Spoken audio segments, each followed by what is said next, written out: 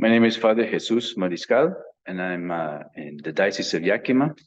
I help at the cathedral as a parochial vicar. I also work with local migrant workers, and I work with H2A workers and also the local migrant workers that about half of them are undocumented, if not more. But so when we come to be with them for ministry, we offer them different things. We offer them music classes, guitar classes, sometimes piano classes. We offer them mass. We offer them faith formation, Bible classes, and fraternity nights.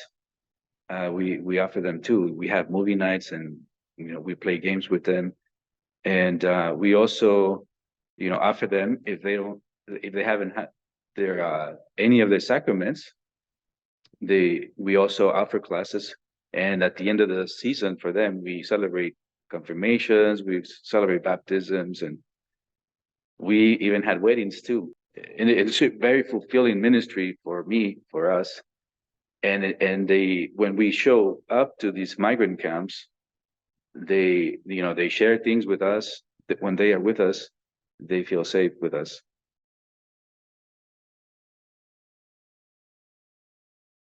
With the H2A workers, they are at specific migrant camps, and even though they have documentations, they seem to be always afraid. The brokers or the ones who go to hire them in Mexico, sometimes they do things that are not morally good. They threaten them, saying if you don't follow exactly these rules, or if you don't pay me this much, we won't call you back next season. So they already have some fear when they come. Sometimes the supervisors or the farm worker that's not very good, they will take advantage of that fear, and they won't let them go out. They will say that they cannot leave their premises, and they basically sometimes treat it as prisoners of the migrant camps. And it's not at every migrant camp that is like this, but some of them sadly are this way.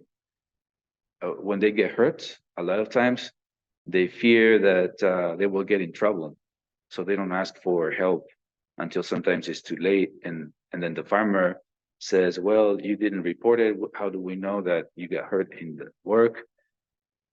And other times they actually report it, but the owners, or the people that work for the owners, they say they take him to the hospital, but they take all the paperwork away from them.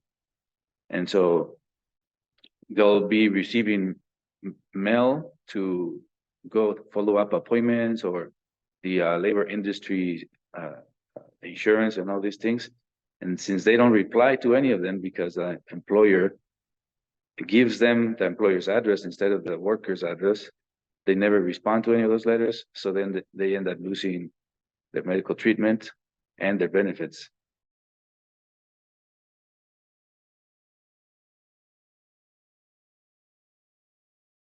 A lot of these H2A workers, they are professionals back in Mexico. Some of them are surgeons or teachers, attorneys, and they come to work in the field, and they have little or no experience of working in the field. And they are the ones who end up getting hurt the most. A lot of them do have experience working out in agricultural work, but they don't have experience either specifically in the things that we do here, with massive amounts of trees and tall trees and whatnot. In Mexico, they might have experience with smaller scale things that they do for their own family and back in their home. But when they come here, it's a whole nother world of agriculture. And so they also don't have much experience. So I think I see a couple of issues with bringing H2A workers. It is good for them and their families when they don't get hurt, when they end up, learning fast the work. But it takes a good few weeks for them to to get experience. And then a lot of times they come to one type of work, and the work, by the time they're learning it, they send them to a different place to work. And by the time they're beginning to learn that, and they're always being moved around, so they really don't get a lot of experience in the work that they do.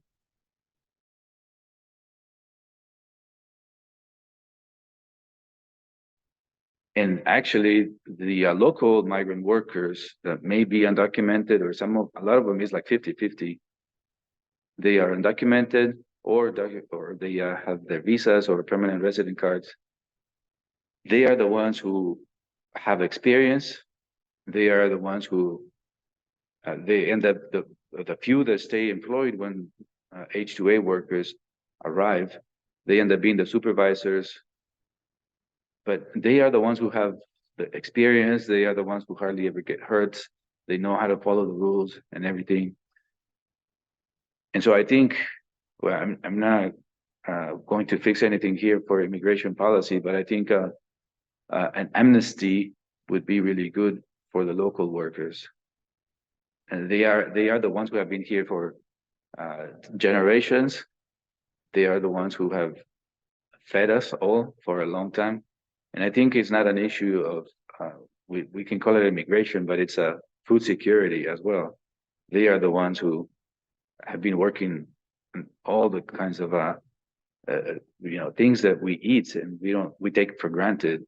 And they have been here for generations. They're good people, hardworking, honest people who have faith. And I think the best solution would be that we had an amnesty. If I could do something about that with those who can change policy, that's what I would recommend.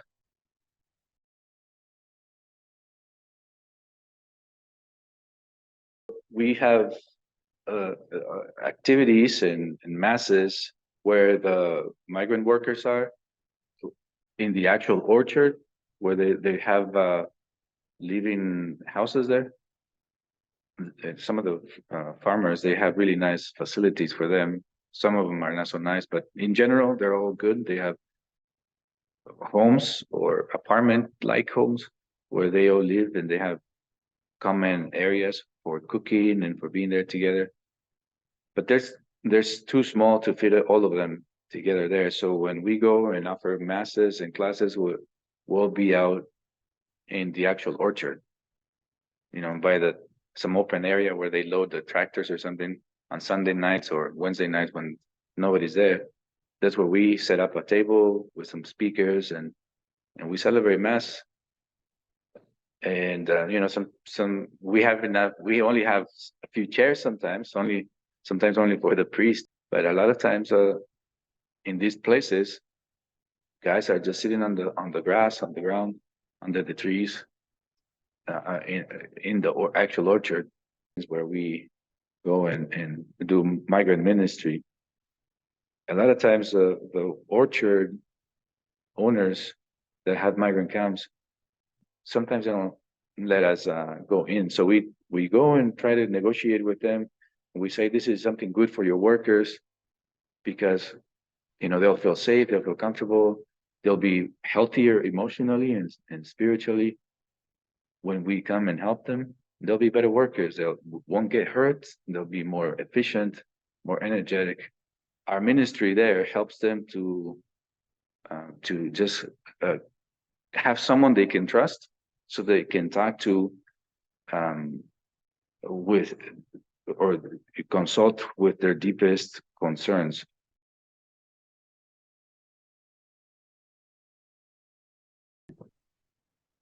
So what the ministry that we do with migrant workers and migrant camps, we try to provide different activities for them to continue to dream, to feel like they are normal people, because they are normal people. They are children of God. So we provide them with formation classes, catechism, or if they need to receive some sacraments, we also provide formation for them so that at the end of the season, they can receive the sacrament that they need. We also, try to provide fun things so they can, come and attend. Although the formation classes are fun too, but sometimes they get boring. and they might not be so interested, but we also provide, yeah, like guitar classes and music classes and singing classes, even because we try to form a choir from among themselves so that they can also participate as singing at mass. We have an educational night where we bring sometimes I bring a psychologist to talk to them, or I'll bring somebody to talk to them about health issues or finances, just different things in general for them. That's one day a week as well. We also have masses 2 times a week. Once in the middle of the week on Wednesday, just a daily mass for those who ever want to come to a daily mass. And then on Sunday, we do Sunday mass. And it's really moving to see these men drop on their knees as I walk by or when they come to adoration. It's really beautiful images that just give me joy and strengthen my faith as well. We go out to the actual camps and we do this ministry. It's the church going out, as Pope Francis always reminds us that we need to be a church in salida, a church that goes out and looks for people and bring them to the church or bring the church to them. And I think that's what parish ministry needs to look like. There's no time to really rest. We always need to be working and thinking of how to minister to the people of God always, and we need to be creative. And sometimes we go to these migrant camps or even in the parish, and sometimes people don't respond, but we have to find different ways of inviting those people. We need to be creative and just really work hard and not just stay in the sacristy or in the office. A parish ministry needs to look like migrant ministry, that we go out and serve the people wherever the church is, wherever the people are.